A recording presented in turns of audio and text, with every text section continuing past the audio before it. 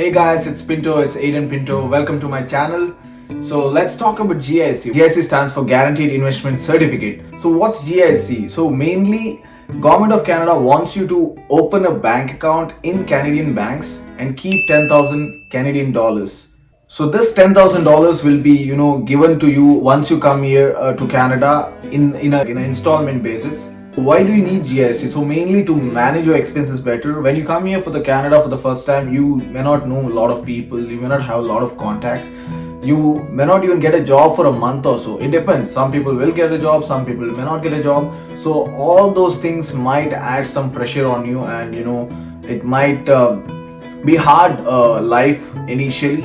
So Government of Canada wants you to keep this money so that when you come here for the first time, if you have a GIC and you go to the bank and you set up your account and everything is done, they'll give you $2,000 out of that $10,000, which that $2,000 you can pay your first month and last month rent, and remaining $1,000 you can use it for groceries or at least manage the expenses for the next couple of months until you get a job.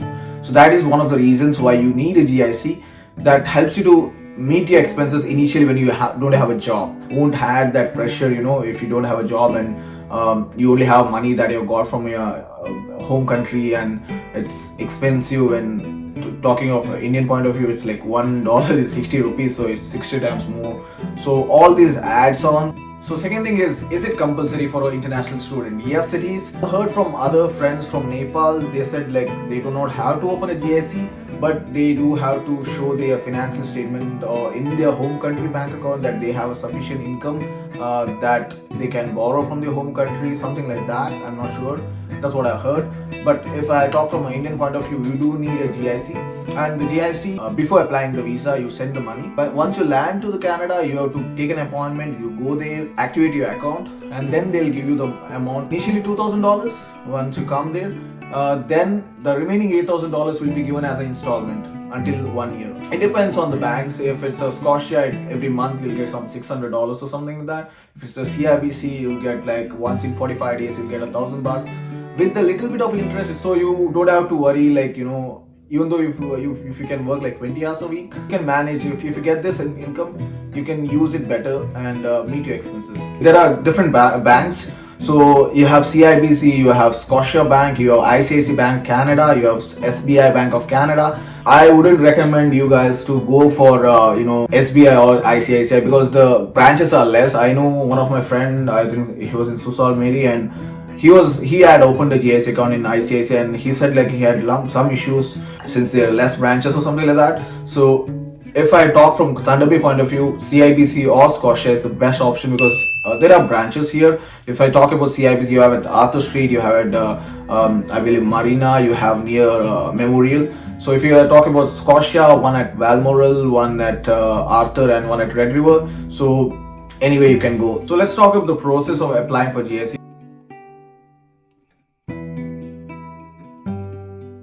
The first thing you have to do is you have to register for the bank's secured email service. That is, if it's Scotia or CIBC, you have to give your own email ID and you have to register for that service. So once it's registered, usually take 1 day or so, and once it's registered, you have to apply. You will get a mail. Then you can apply online with your letter of acceptance, front and back copy of your passport, and the mail ID.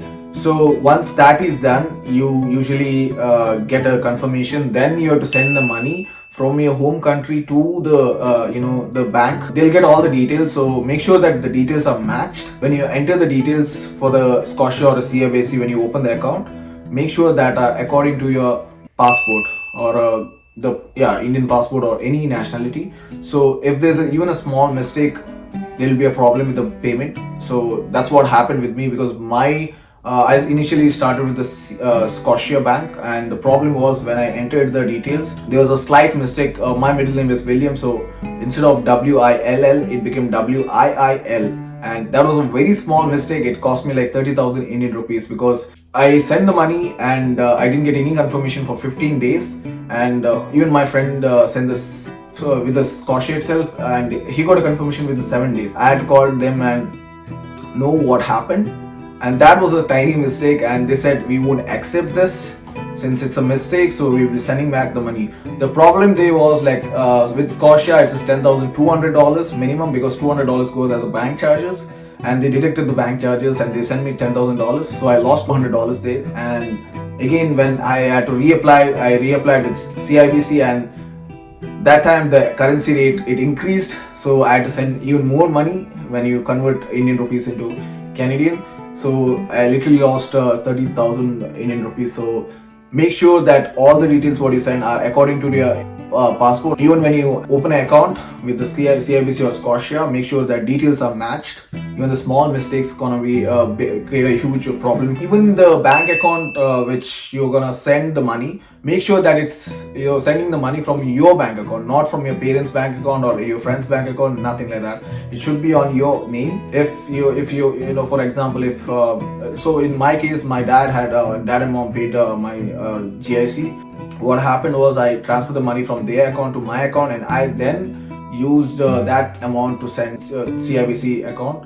It should go from your account, not on your parents' account. That's what I had to say. Another thing is, like, when you go to a bank, usually they may know it or may not know it how the process goes. So make sure all the details are matched. You have to enter, I believe, I don't recall now, but it's like Swift code and all those stuff. If you're going through an agent for your visa process and stuff, just ask them how this works, so they'll guide you better. So all those details should match accordingly. If it's a IDP, I believe they'll usually tell everything, so it would be easier.